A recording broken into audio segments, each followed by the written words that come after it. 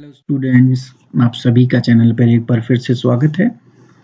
आज की ये मेरी वीडियो टर्म फर्स्ट जो 2021-22 की अगर हम बात करें तो उसके एक इम्पॉर्टेंट टॉपिक जो प्रोविज़न एंड रिजर्व है उसके ऊपर है, या कहें कि क्लास 11th का एक important topic provision and reserve उसके ऊपर ये वीडियो है। इस वीडियो में हम प्रोविज़न के बारे में करेंगे, फिर इसकी अगली आने वाली 2-3 वीडियो में हम रिजर्व एंड इन दोनों में डिफरेंस बाकी चीज़ों को कवर करेंगे। तो आज का मेन इस वीडियो का फोकस प्रोविज़न है। वैसे इस पूरे चैप्टर में प्रोविज़न एंड रिजर्व के चैप्टर में प्रोविज़न एंड रिजर्व का मीनिंग क्या है, क्यों हम प्रोविज़न और रिजर्व बनाते हैं, डिफरेंस क्या है रिजर्व एंड प्रोविज़न में जो आपको जानना बहुत ज़रूरी है, और उसके बाद वेरियस टाइप ऑफ प्रोविज़न या रिजर्व कौन-कौन से होते हैं और including secret reserve. Secret reserve पर भी एक अलग सी वीडियो होगी, रिजर्व पर एक वीडियो होगी, वो आगे हम देखेंगे। अभी हम बात करते हैं प्रोविज़न की। तो देखिए, सबसे पहले प्रोविज़न होता क्या है? तो provision represent fund put aside by a company to cover anticipated, एक तो ये वर्ड इंपॉर्टेंट है आपके लिए, एंटीसिपेटेड लॉस। मतलब कि आपने क्या किया है, आपने एक फंड अलग से रख दिया है। किस किस लिए रखा है उस फंड को अलग से? कि एंटीसिपेटेड लॉस है फ्यूचर में, उसको पूरा करने के लिए, उसको कवर करने के लिए आप क्या बना देते हो? एक प्रोविज़न बना देते हो। तो इसी बात को अगर हम प्रोविज़न को दूसरे तरीके से बोलें तो प्रोविज़न एक लायबिलिटी है, और वो एक ऐसी लायबिलिटी है जो अनसर्टेन है, मतलब कि निश्चित नहीं है। अभी हमने क्या बोला, उसको एंटीसिपेटेड है, मतलब कि आपको लगता है कि ऐसा हो सकता है, और प्रूडेंस कंसेप्ट हमें ये कहता है कि आप लॉस को एंटीसिपेट करो, मतलब लॉस को अगर आपको 1% भी चांस है तो उसको रिकॉर्ड करो।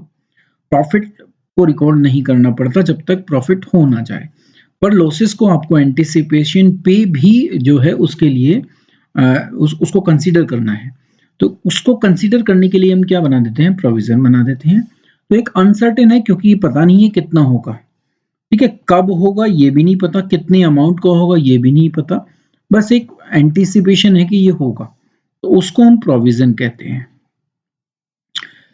आगे चले, इसी को और समझें। There are certain expenses and losses which are related to the current accounting period. कुछ ऐसे एक्सपेंस या लॉस होते हैं जो करंट अकाउंटिंग पीरियड से बिलोंग करते हैं, but the amount of which is not known, जिसका अमाउंट हम नहीं जानते। विद सर्टेनिटी, हमें कंफर्म नहीं है कि यही अमाउंट आएगा और ये होगा भी, because they are not yet incurred, वो अभी तक हुए नहीं है, ना तो वो लॉस हुआ अभी तक, ना वो एक्सपेंस मैंने इनकर्ड किए हैं, ठीक है? तो ना तो उसका कब होगा ये पता हमें, और ना ही हमें अमाउंट पता।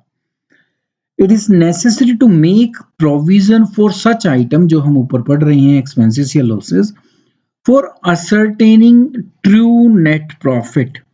पर क्योंकि एक्सपेंसेस और लॉसेस उसी अकाउंटिंग पीरियड में रिकॉर्ड होने चाहिए, तो रिकॉर्डिंग जो है, या हम के मैचिंग कंसेप्ट को पूरा करने के लिए हम क्या करते हैं कि प्रोविजन बना देते हैं ऐसे हर एक एक्सपेंस या लॉस के लिए।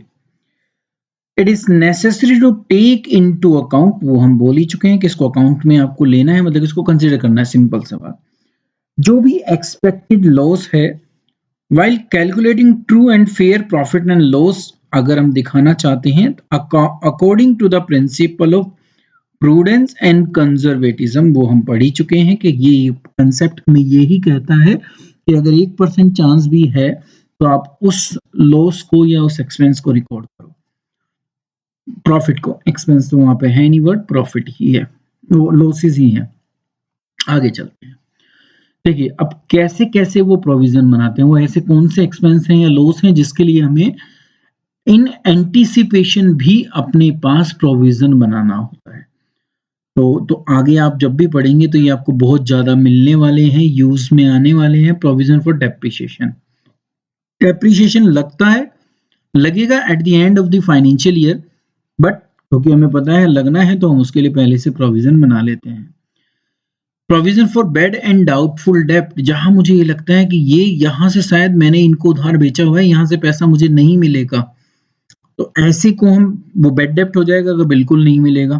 तो पर अभी ये श्योरिटी नहीं है कि वो डूब ही गया है, ठीक है, तो बैड है, डाउटफुल भी है, तो हमने क्या बना दिया, उसके लिए प्रोविजन बना दिया। प्रोविजन फॉर टैक्सेशन, मुझे पता है टैक्स तो मुझे देना ही देना पड़ेगा, कितना देना होगा ये अभी कंफर्म नहीं है, टाइम यहाँ पर कंफर्म हो सकता है एक बार, ठीक है, पर कितना अमाउंट होगा ये कंफर्म नहीं है, ये डिपेंड करता है रेवेन्यू कितना है, प्रॉफिट कितना है उसके ऊपर, तो हम प्रोविजन टैक्सेशन के लिए भी बनाते हैं। डिस्काउंट ऑन डेटर, डेटर को डिस्काउंट दें जिससे वो मुझे जल्दी से जल्दी पैसा दे दें, उसके लिए भी मैं प्रोविजन बना लेता हूँ।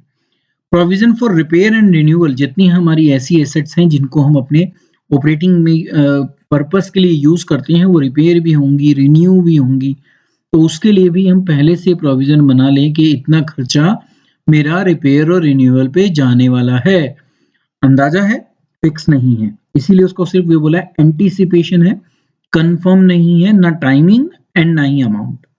तो ये कुछ एग्जांपल आपने देखे जो प्रोविजन के हम बनाते हैं या बनाएंगे जब हम अकाउंट्स को पढ़ेंगे। आगे चलते हैं। It must be noted that the amount of provision for expense और losses is charge against the revenue. तो देखिए प्रोविजन के लिए एक इंपॉर्टेंट चीज आपको याद रखनी है कि चार्ज ऑन प्रॉफिट है। चार्ज ऑन प्रॉफिट का मतलब क्या है कि रेवेन्यू को कमाने के लिए गए खर्चे या लॉसेस के लिए ही इस प्रोविजन को बना रहे हैं, तो ये प्रॉफिट एंड लॉस अकाउंट में आना चाहिए, तो इसलिए इसको चार्ज अगेंस्ट रेवेन्यू कहा जाता है और करंट पीरियड में इनको रिकॉर्ड किया जाता है।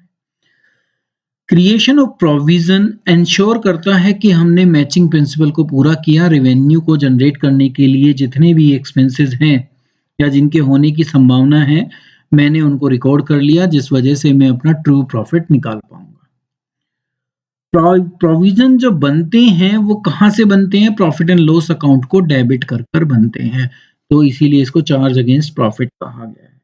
जब आप रिजर्व देखेंगे तो यहाँ से अलग कुछ मिलेगा, जब वो रिजर्व की वीडियो आएगी जब उसमें देखेंगे।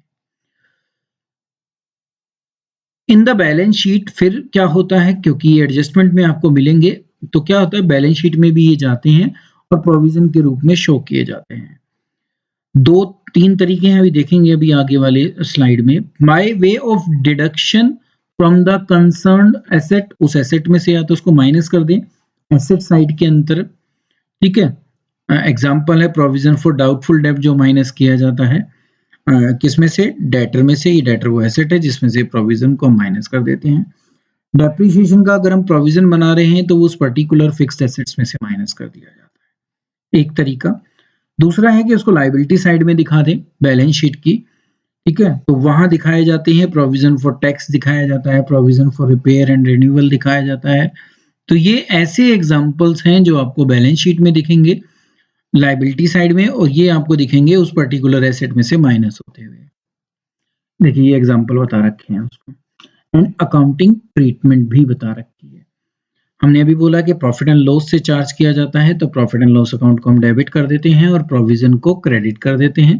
क्रेडिट करना ही हमें ये बता रहा है कि ये हमारी लायबिलिटी है, ठीक है। हम अभी भी यही कह रहे हैं कि ये हमें करना पड़ेगा, ये हमारे ऊपर क्या आ सकता है, खर्चा आ सकता है, ये लॉस मुझे हो सकता है, ठीक है। हुआ नहीं है, इस वजह से ही ये लायबिलिटी हो गई है, ठीक है। एग्जाम्पल बता रखा है कि एसेट में से माइनस करने का एक तरीका है, दूसरा तरीका उन्होंने वहां पे अभी देखा था हमने पीछे, हमने वहां पर एग्जाम्पल भी पढ़े थे उसके। अगर प्रोविजन फॉर हम टैक्स बनाते हैं तो उस प्रोविजन फॉर टैक्स को हम यहाँ पर इस तरीके से शो कर देते हैं। सेम बात होती है provision for repair and renewal के लिए, एंड डेटर वाला पोर्शन भी यहीं पर आता है। तो ये इसकी प्रेजेंटेशन है, ये इसकी जर्नल एंट्रीज है जिसके बेस पर ये इस तरीके से प्रेजेंट किया जाता है। एक प्रॉफिट एंड लॉस अकाउंट का हिस्सा रह गया, जब फाइनल अकाउंट की वीडियो आएंगी तो उसमें ये डिस्कस हम कर लेंगे। तो अभी इस वीडियो में हमने सीखा कि प्रोविजन क्या होता है, क्यों बनाना होता है, ठीक है, और कैसे उसको हम बुक में शो करते हैं। उम्मीद करता हूं कि हम प्रोविजन के बारे में वो सब जान पाए होंगे जो हमारे लिए इम्पोर्टेंट है। अगली वीडियो में हम रिजर्व पर फोकस करेंगे। Thank you.